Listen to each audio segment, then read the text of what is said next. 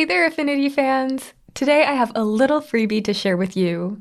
Starting right now, you can get the first chapter of my photo compositing course for free. Just use the link in the video description, and you can get started with these tutorials. In my compositing course, you'll learn everything you need to combine multiple photos into a single image. We'll start at the very beginning of any compositing project, finding the right photos.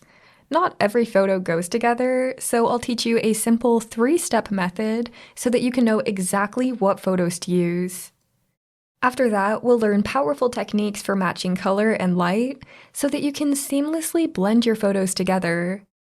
We'll even learn how to create incredible fantasy composites, which is actually my favorite thing to do in Affinity Photo. I know starting a new course can be a little intimidating, so that's why I'm excited to give you a free sample of this course. You can see exactly what the course is like, and if you like what you see, you can get the full version of the course. Thanks for watching, my friends, and I'll see you in the course.